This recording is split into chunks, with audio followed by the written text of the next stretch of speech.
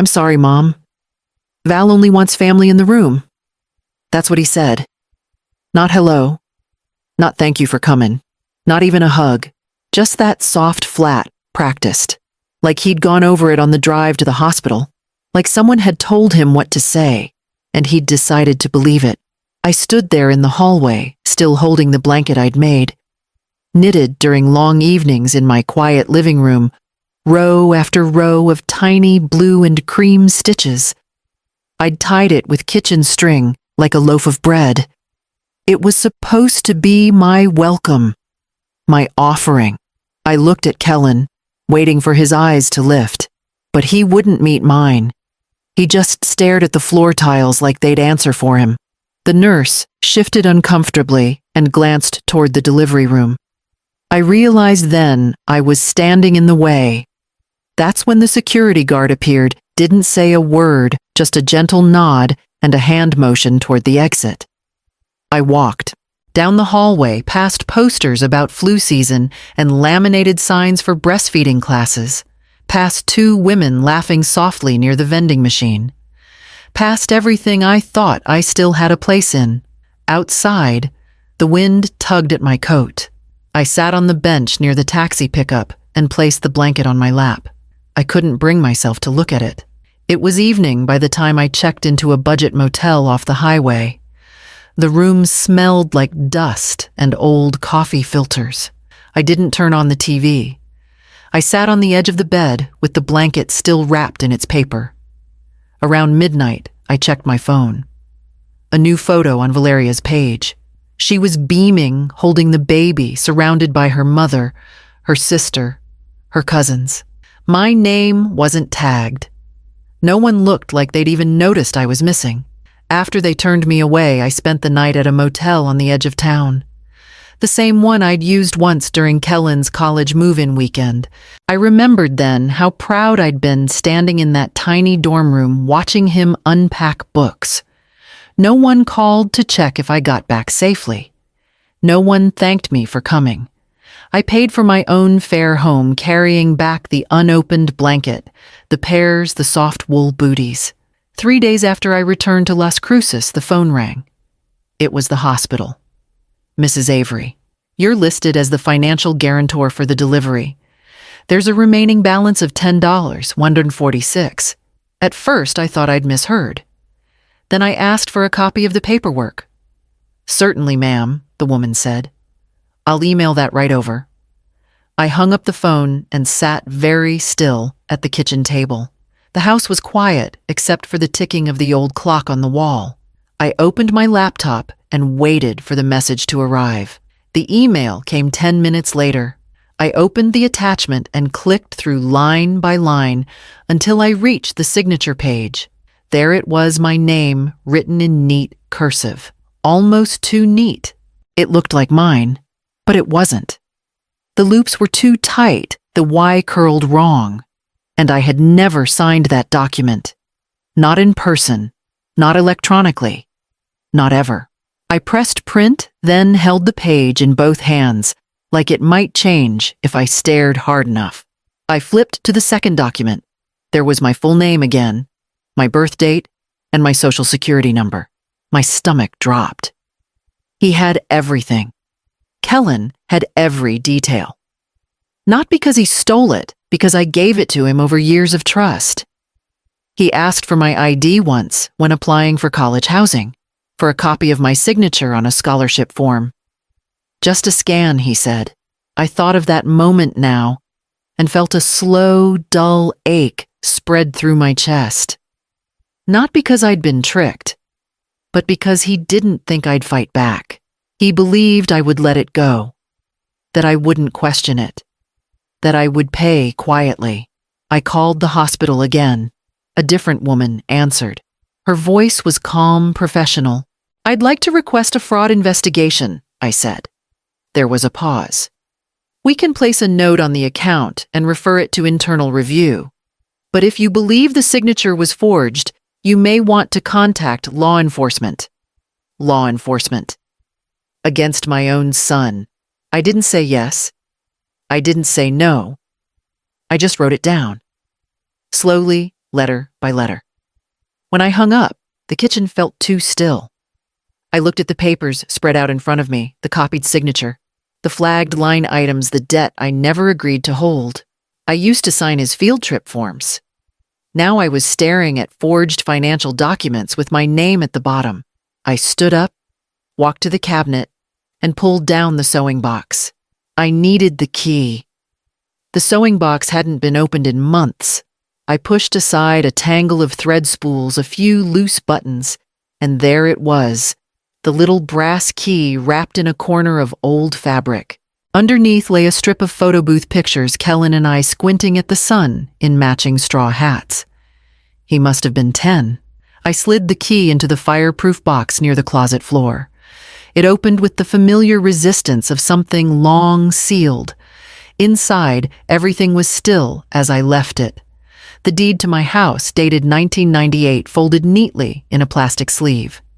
A stack of savings certificates bound by a red rubber band.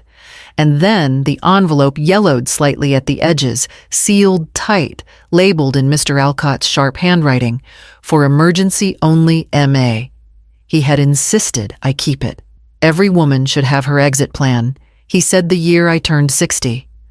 I'd smiled politely then, thinking I'd never need it. But now I unfolded the papers like someone in a burning house checking their last map out. In the back, tucked between statements, I found an old account booklet, one I had forgotten existed. A joint savings account with Kellen. Still active. Still under my name. I logged in. The balance sat just under $14,000. 2 recent withdrawals caught my eye, each labeled baby prep. One for $3,500. The other for $2,000. He'd used the money, my money, without a word. I stared at the screen, my breath shallow. Then I clicked freeze account. I called the bank next. Made an appointment. Told them I wanted his name removed. Permanently. He'd planned the silence, the debt, the assumption that I'd vanish. But he hadn't planned for this, the version of me that no longer wept in kitchens over old photos. I closed the safe, slowly slid the key back into the sewing box, and sat down at the table. There was still coffee in the pot. I poured a cup, opened my laptop, and typed the subject line without hesitation, request for legal consultation.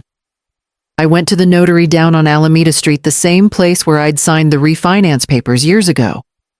The clerk remembered me, asked how my son was. I just smiled and said, busy, I guess. I slid 3 documents across the counter. A copy of the hospital billing form, the fraud alert filed under my name, and the account closure paperwork. All neatly printed, all signed. No extra words, no notes. Just the truth in black and white. The envelope I sent to their apartment was thick but light. No message inside. No emotion. Just paper. Let them read. Let them feel the weight I'd carried in silence. After I mailed it, I called Mr. Alcott. He didn't gasp or pause. Just sighed the way people do when they've seen too much. This happens more than you think, he said. The roles shift, the loyalties fade. You give and give until they no longer see you standing there. We met in his office 2 days later. He read the revised will back to me, his voice calm and practiced. Everything I owned, house accounts, insurance, would go to the New Mexico Children's Fund unless Kellen came to speak with me in person within 90 days. No email. No apology note. He had to look me in the eye. If he shows up, Mr. Alcott asked. Then we talk, I said. But I'm not waiting on promises anymore. The new documents were notarized and filed that same afternoon. I walked home slowly, the desert wind tugging at my sleeves. I didn't feel angry. I felt clear, as if something heavy had been lifted not by force but by decision. That night, I didn't check my phone. I didn't refresh any pages. I folded a clean dish towel, set the unopened blanket on top, and placed them both in the hall closet. Then I went outside and watered the squash. The days slipped by, each one quieter than the last. I waited, though I told myself I wasn't.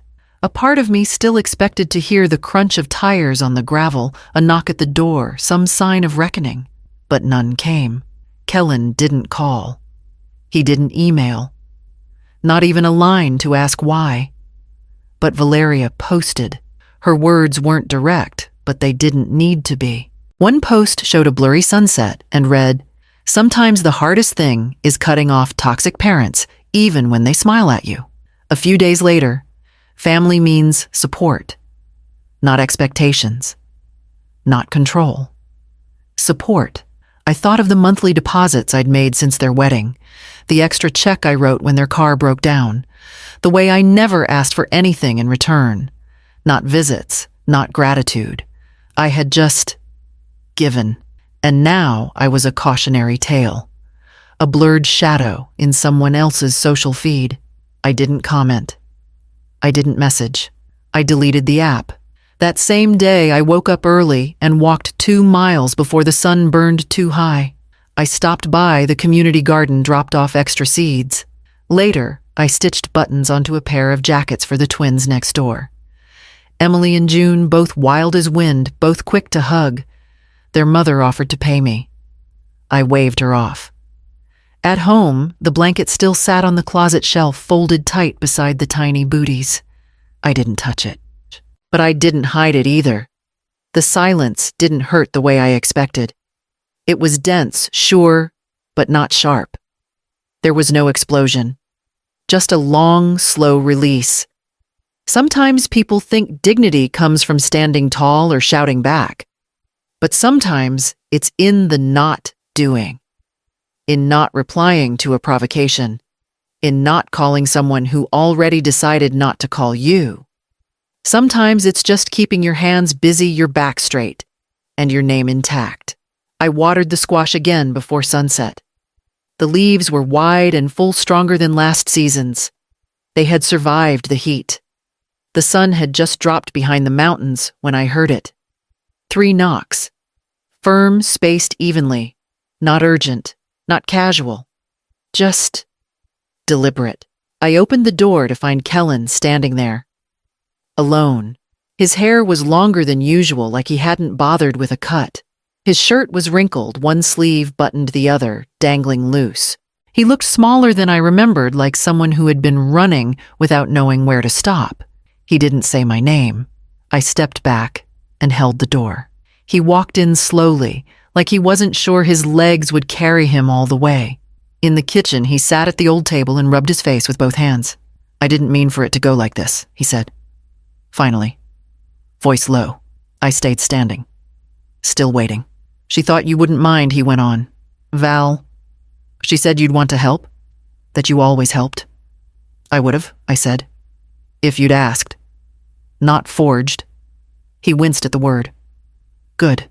I didn't think you'd say no." I pulled out the chair across from him and sat. "I didn't think at all," he added. "I don't know what I'm doing anymore." There it was. Not a defense. Not a polished excuse. Just the crumbling edges of a man finally out of room. He looked at me like he wanted something. Forgiveness, maybe. Or relief. Or to be told it wasn't as bad as it was. I poured 2 cups of tea. He didn't touch his. We sat like that for a while, the kitchen quiet, except for the soft ticking of the clock on the wall and the groan of the refrigerator when it kicked on. He didn't say sorry. I didn't ask for it. When he finally looked up again, his eyes were rimmed red. I got up, took the envelope from the hall drawer and placed it in front of him. Inside were the documents. Hospital bank notarized removal. He didn't open it. "I understand," he said. His voice didn't shake this time. And I believed him, at least for now. We sat at the kitchen table for almost an hour, facing each other like 2 people finalizing a quiet agreement. There were no raised voices, no tears, no memories dragged out and laid bare. Just words. Simple. Measured. I told him plainly, "You'll need to contact the hospital and arrange payment yourself. I won't cover it. I won't sign anything. This debt is yours." He didn't flinch, just nodded once like he had expected that. I continued. "The account has been frozen. Your name is off it. Permanently." He kept his eyes on the mug in front of him. His hands were folded still, listening. Then he looked up. I miss how things used to be. I did too. But not enough to pretend. So do I said. But I'm not going back to silence just to make peace. We sat for a few minutes longer, the conversation complete, but not yet ended. There was a kind of quiet between us I hadn't felt in years. Not comfortable, but honest. He stood slowly pushing his chair back without scraping it. He thanked me for the tea. At the door, he hesitated for a moment, his hand on the knob. He didn't look back. I'm sorry it got like this, he said. I didn't answer. Not out of coldness, but because there was nothing more to say. The screen door clicked shut behind him. I didn't move to the window. I didn't check to see if he looked back from the driveway. Instead, I cleared the table, rinsed the mugs, and wiped the counter in long, even strokes. The dishes made soft clinks in the rack. The air was still. Nothing had healed. But nothing was broken further either. And for now, that was enough. The box came on a Tuesday. No return address, just my name, handwritten in that tilted way Kellen had written since middle school. The cardboard was slightly dented, wrapped twice in brown tape. I opened it slowly, expecting maybe some official document or form he forgot to mention. Inside, wrapped in soft tissue, were 3 things. A photo, a rattle, a note. The photo showed the baby Mateo, I assumed wrapped in a striped blanket, his eyes half closed, one tiny hand curled against his cheek. There was no one else in the frame. Just him. Alone and new.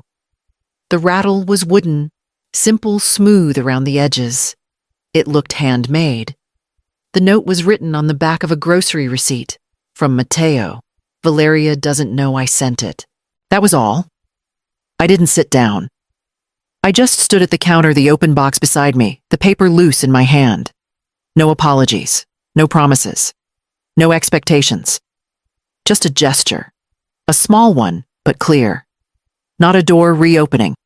But maybe a window cracked just enough to let air in. I found a magnet and pinned the photo to the fridge. Not for hope. I've learned better, but memory deserves its place. I held the rattle for a moment, then set it beside the blanket in the hall closet. I didn't call. I didn't write back. I didn't ask questions I wasn't ready to hear answers to. That night, I baked bread for the neighbors' twins and dropped it off with their mother before sunset. On the walk back, the streetlights buzzed gently overhead. The house felt steady when I stepped inside. Familiar. And that was the only thing I wanted from it now. Not answers. Not repairs. Just enough peace to let me keep going. Later, I passed the fridge on my way to bed and paused. Mateo's photo caught the light from the hallway. He looked like no one yet. A soft face, still becoming something. And for the first time in a long while, I whispered a name into the dark. A year has passed. The house looks the same. The squash patch has doubled. I painted the porch railing last spring, a soft, quiet shade that matched the sky after rain. I spend mornings weeding, afternoons quilting, and evenings with a book I rarely finish. Valeria never called, never sent a note, but I stopped expecting that somewhere between November and the first frost. Kellen calls now. Every Sunday, around noon. At first, it was stiff weather reports, half-hearted comments about how work was busy. But over time, the edges softened. We talk about Mateo mostly, his new words, the foods he throws on the floor. Last week, Kellen asked for my apple bread recipe. Said Mateo liked cinnamon. I emailed it over without comment, just the ingredients and the steps, the same way I used to write them on index cards for bake sales. He sent back a video that night. Mateo wobbling across their living room arms, out laughing so hard he fell halfway through. I watched it twice, then closed the laptop and went outside to check the soil. It's not healing exactly, not forgiveness either. Just something quieter, like dust settling after a long storm. I haven't changed the will.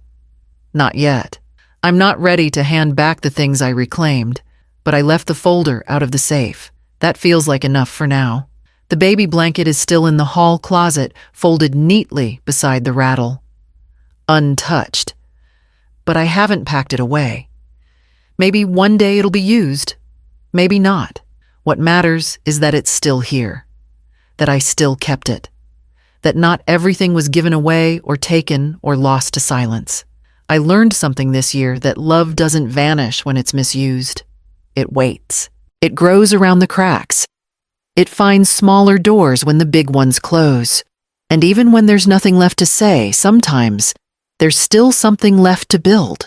I watered the garden this morning, then sat on the back steps with a cup of coffee, letting the sun hit my face.